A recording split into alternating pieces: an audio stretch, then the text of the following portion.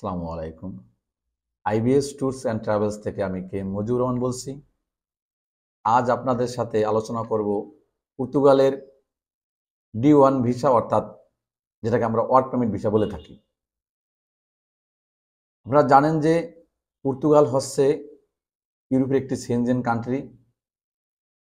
পর্তুগালের government SEF entry exit বন্ধ করার পরে তারা D1 ভিসার ভালো সুবিধা দিচ্ছে। আপনারা বাংলাদেশ থেকে পর্তুগালের ওয়ার্ক পারমিট তথা D1 ভিসা নিয়ে পর্তুগাল গিয়ে সেটেল হতে পারবেন। পর্তুগাল যাওয়ার পরে 1 থেকে 3 মাসের মধ্যে আপনারা পর্তুগালের টিআরসি কার্ড পাবেন, যেটা এর আগে যারা লিগেলভাবে কিংবা অবৈধভাবে পর্তুগালে যেত তাদের 1 থেকে 2 বছর লাগতো, সেটা এখন আপনারা 1 থেকে 2 মাসের অথবা 3 মাসের মধ্যে পাবেন। পর্তুগালের D1 তথা ওয়ার্ক পারমিট ভিসায় যদি আপনারা যেতে চান, আমাদের মাধ্যমে আপনারা যেতে পারবেন। আমরা ভিসা হওয়ার আগে কোনো পেমেন্ট নিচ্ছি না, অর্থাৎ সম্পূর্ণ পেমেন্ট আপনি ভিসা হাতে পাবেন, দেন আমাদের টাকা দিবেন। পর্তুগালের অ্যাপয়েন্ট পাওয়াটা একটু জটিল।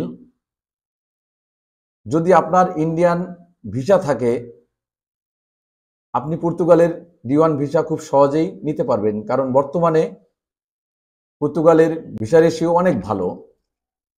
তাই আমি বলবো, আপনাদের যদি ফিনান্সিয়াল সাপোর্ট ভালো থাকে, অর্থনৈতিক অবস্থা যদি ভালো থাকে, আর ইউরোপের সেনজেন কান্ট্রি পর্তুগালে যদি আপনারা যেতে চান, তাহলে এখনই সময় আপনাদের পর্তুগালের জন্য ফাইল প্রসেস করতে দেওয়া। কথায় আছে পর্তুগাল হচ্ছে মামার বাড়ি।